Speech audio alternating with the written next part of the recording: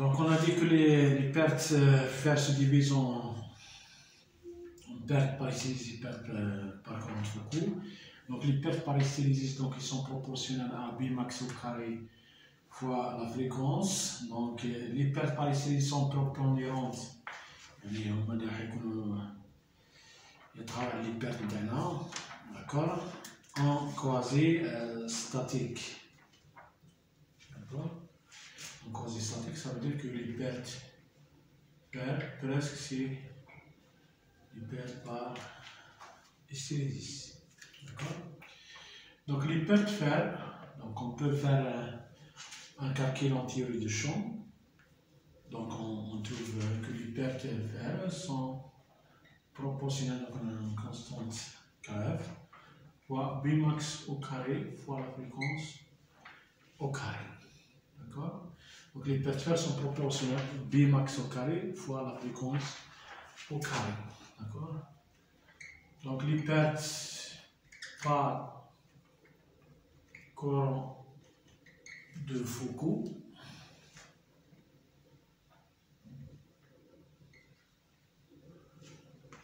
d'accord, donc qui sont prépondérantes en moyenne et en tension.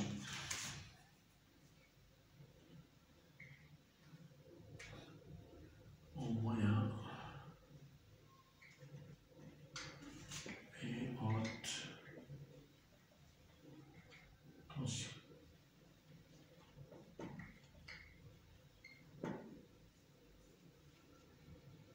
Mais haute fréquence, pardon. Haute fréquence. D'accord. Dans ce cas-là, les pertes fer, c'est presque les pertes par courant de Foucault. D'accord. Donc on va essayer de modéliser ces pertes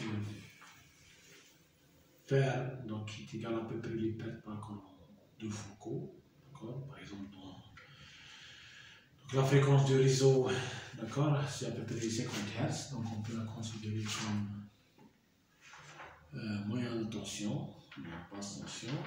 Donc le quasi statique, c'est à peu près entre 0 jusqu'à 10 Hz. D'accord. Donc, on a le flux max, ce qui est un circuit magnétique, le magnétisant, égal à B max fois la section du circuit magnétique. Donc, on a aussi que la pulsation c'est de Pf. D'accord. Pour les pertes fer, ou bien par contre Foucault, donc on peut dire que les pertes fer c'est presque égal à les pertes par contre Foucault. D'accord. Donc, qui est égal, d'accord, on a dit Kf fois Bmax, Kf fois Bmax, donc Bmax c'est Pmax sur Sf, donc, sur la section du circuit magnétique, fois la fréquence, d'accord, c'est oméga sur 2p de tout au carré. D'accord. Donc, si la bobine est indéformable, donc on verra que c'est quoi indéformable. Indéformable, ça veut dire inductance constante.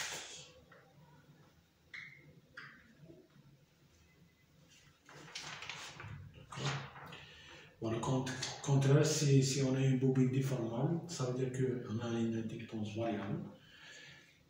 Par exemple, c'est un circuit magnétique où il y a un entrefer et cet entrefer varie, d'accord, suivant la position θ ou bien la position x. D'accord? Donc, si la bobine est indéformable et soumise à une tension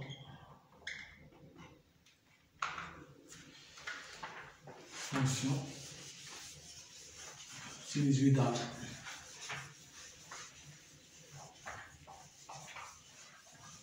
tension,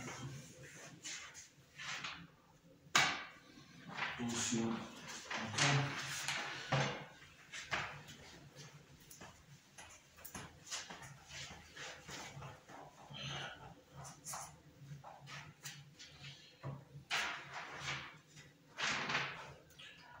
Donc, tension bidotique alternative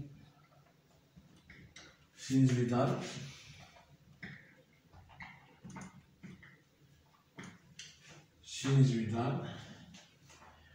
Bon, si sa résistance petit r est faible, d'accord? Bon, de façon à minimiser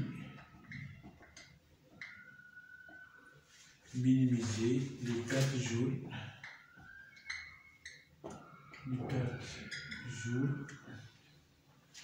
dans la bobine.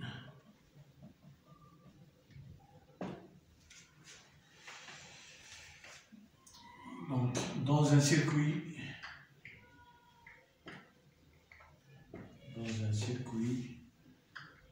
magnétique sans entrefer, sans avoir un entrefer,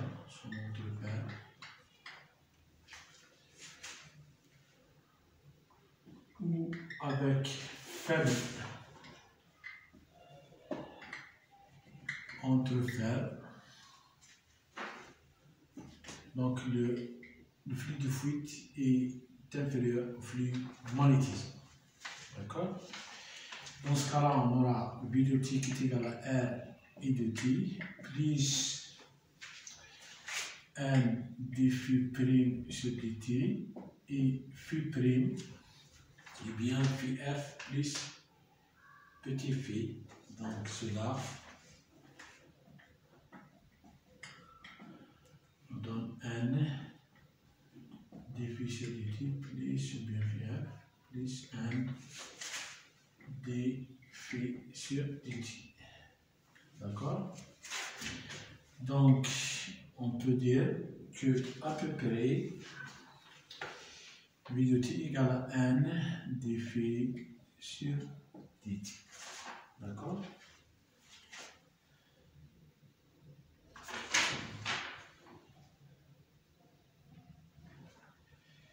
Donc, V de t est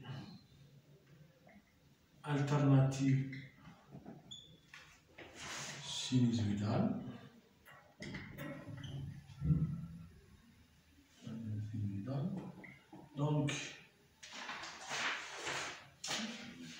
Donc N d phi sur dt est aussi alternative sinusoïdale. D'accord? Donc,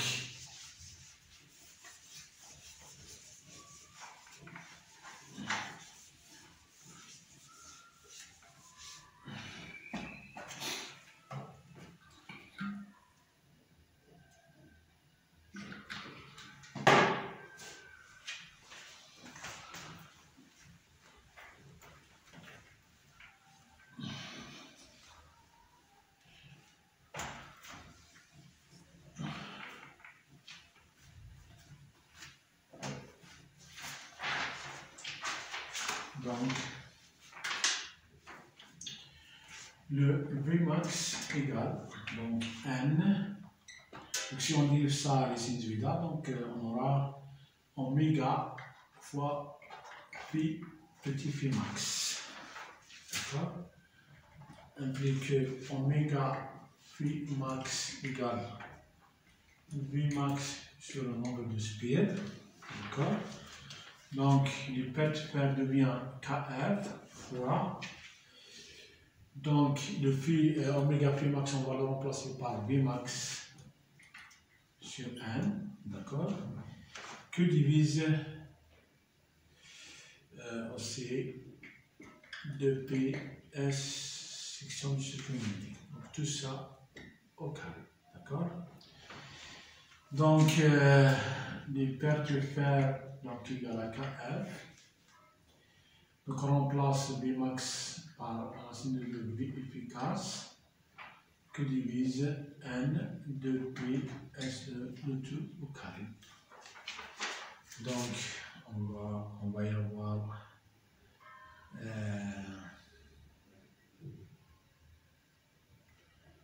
2KF que divise N de P SE le tout au carré fois efficace. D'accord? Donc on peut dire que l'hyperthe fer égale à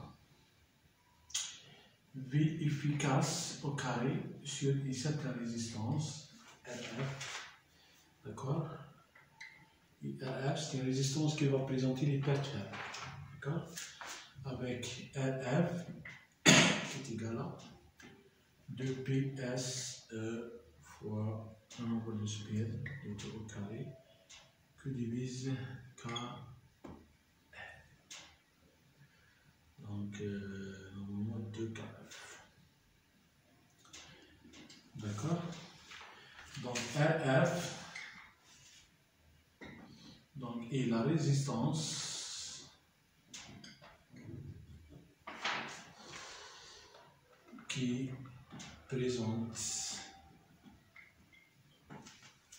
les pertes fer et plus précisément les pertes par courant de Foucault. D'accord? Donc, le schéma équivalent de la bobine devient de la bobine un noyau de fer devient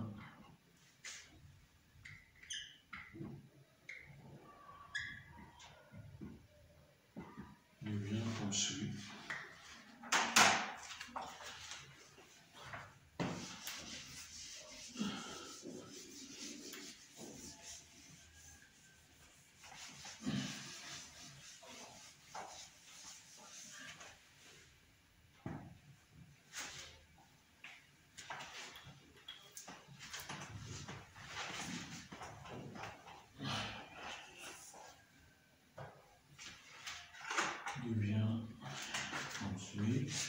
Donc on a tension, alimentation, la résistance interne, une bobine de l'inductance LF, donc qui peut représenter des fuites partielles. Donc on a l'inductance magnétisante, d'accord, qui va être en parallèle avec une certaine résistance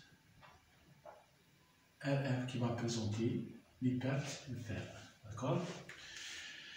Donc on n'a pas mis RF en parallèle avec LP qui est en série avec LF. Pourquoi? Parce que l'hyperthe de fer se trouve dans le matériau magnétique et non pas dans l'air. D'accord? Donc tout ça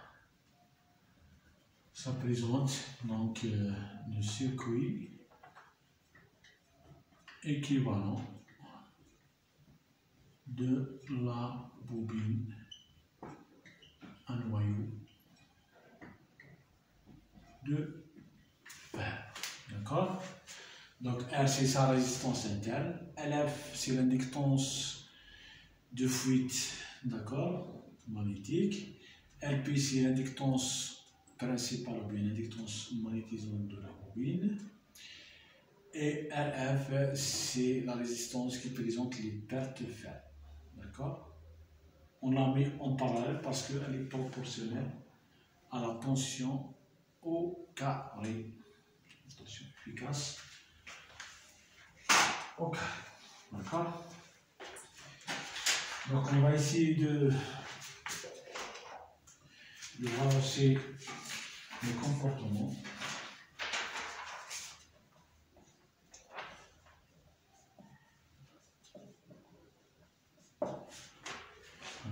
D'un circuit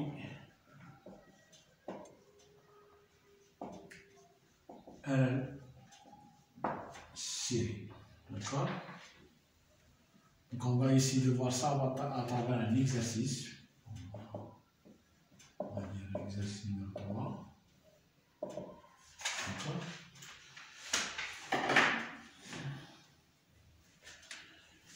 Exercice numéro 3.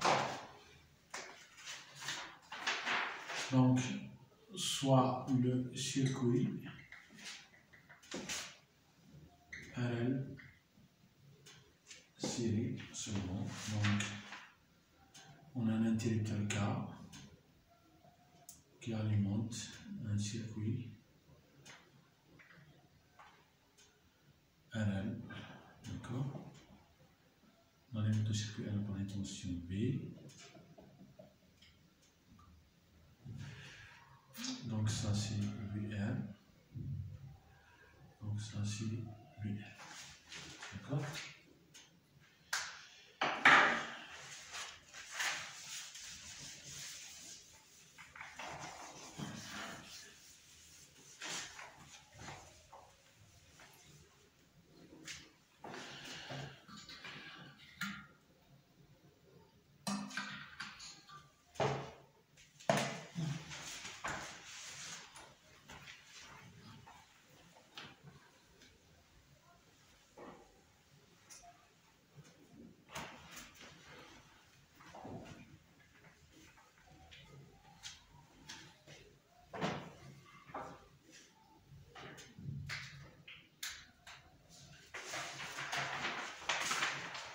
Donc, grand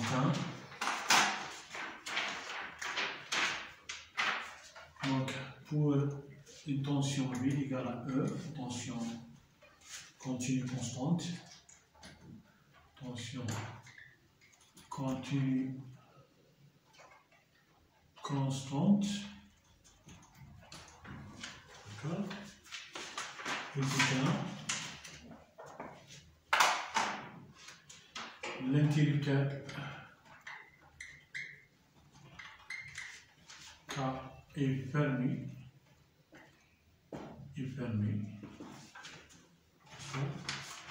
petit A, donc étudie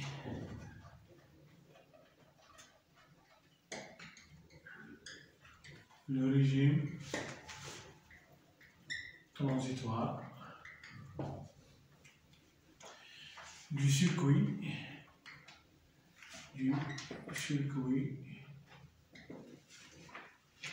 en se basant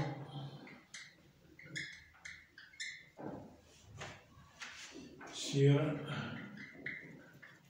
l'expression du courant I. D'accord. B fait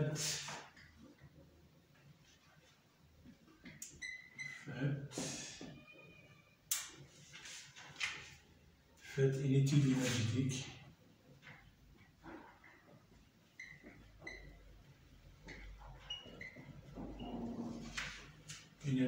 du circuit.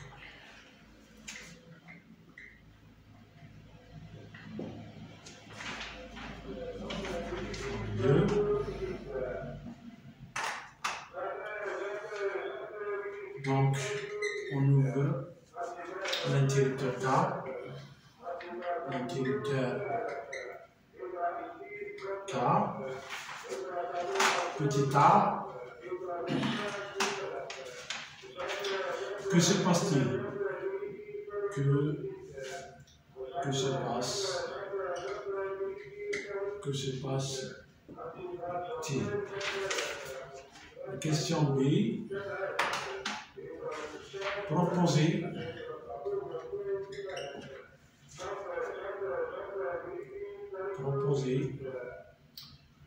une solution au problème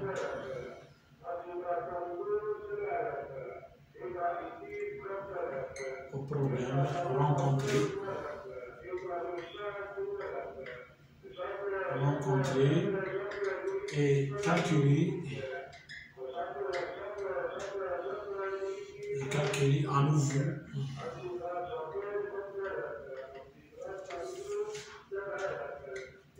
et de d'accord. En grandeur pour B égale V max sinus oméga t, donc est égal à sin de 2 V efficace sinus oméga t, d'accord. Donc on ferme l'interrupteur.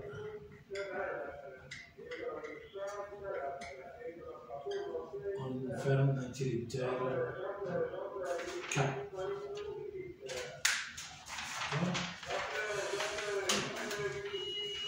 Donc on ferme l'interrupteur K.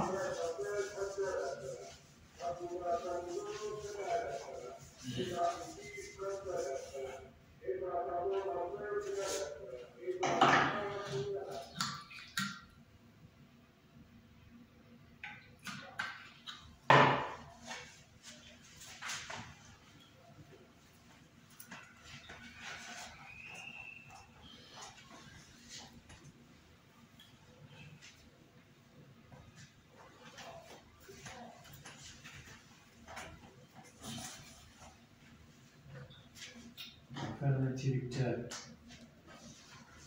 K, donc A,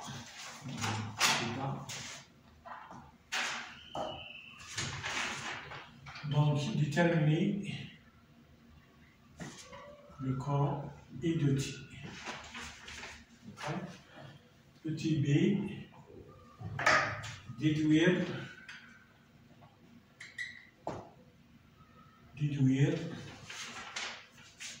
et de T en mesure permanente. Et faites une construction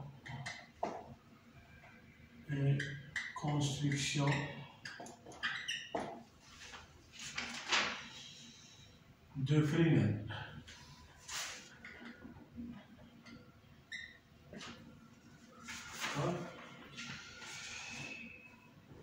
C.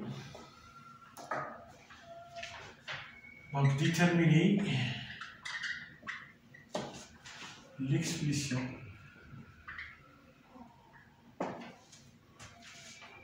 de l'impédance.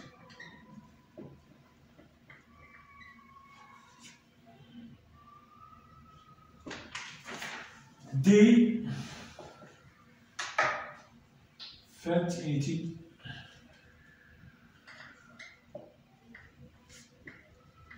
étude énergétique du sucre.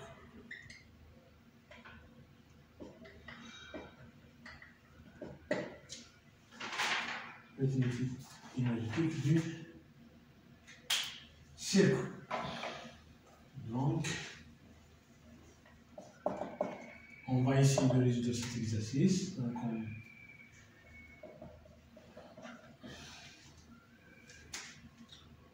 première question, c'est de calculer I de t. D'accord? Donc si on ferme l'interrupteur, donc on aura ce circuit. Donc la tension, c'est une tension continue constante, E.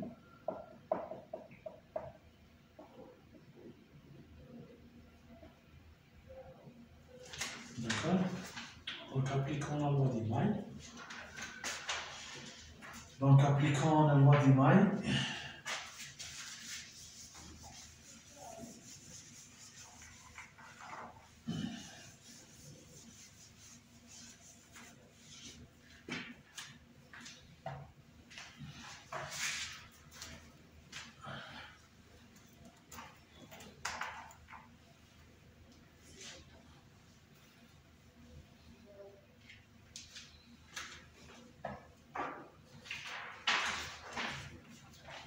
Donc, appliquons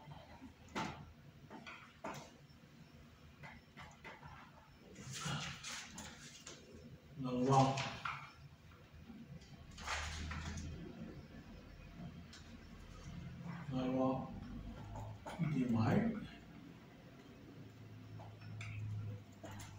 d'Emaille. Donc, on aura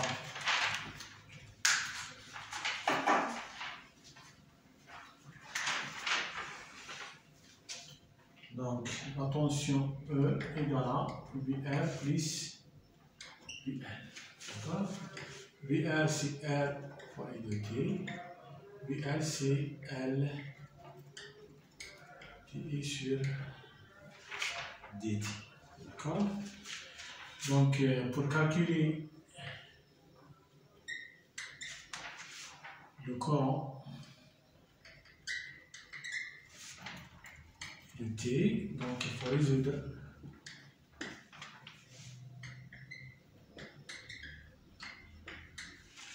donc l'équation différentielle.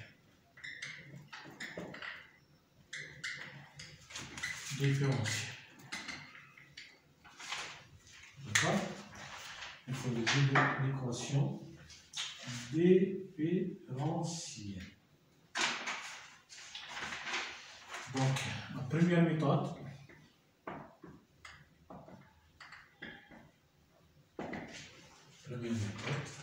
d'accord?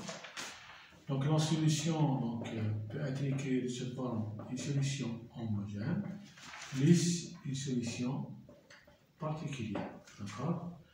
Donc, ça s'appelle solution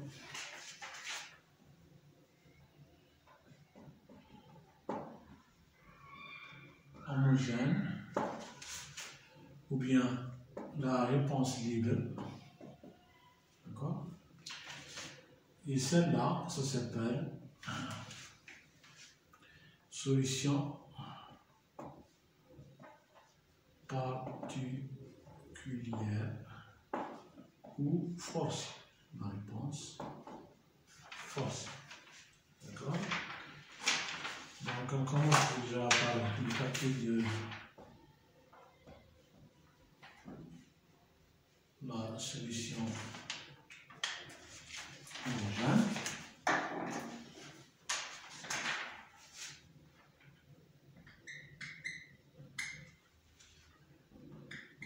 D'accord?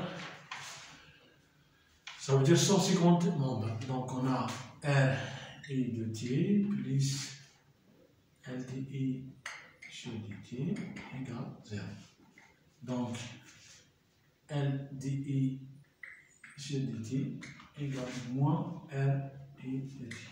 Ça veut dire que le dI sur I de t moins R sur L fois dt. D'accord? On intègre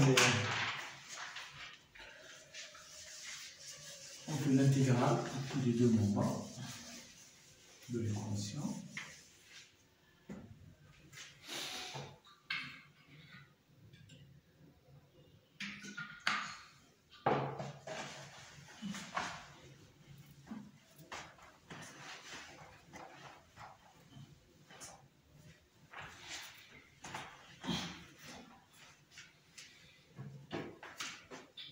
Donc on fait l'intégrale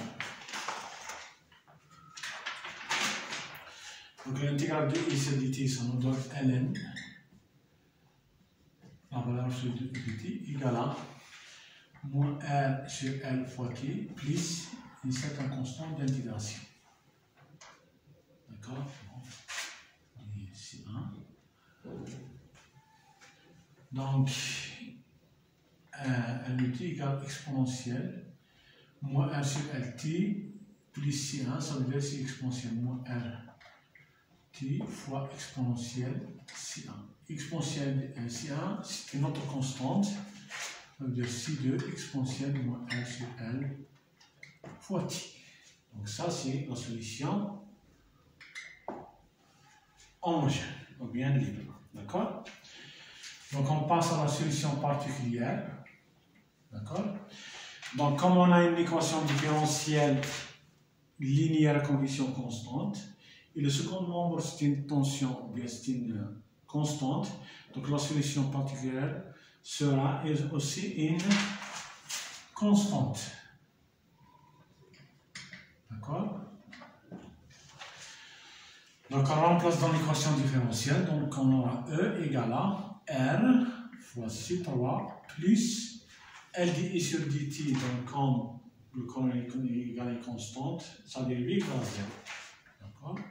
Donc on aura C3 égale à E sur R. Donc la solution particulière égale à E sur R. D'accord? Donc maintenant, donc le I de t égale la somme des deux. Solution homogène plus la solution particulière.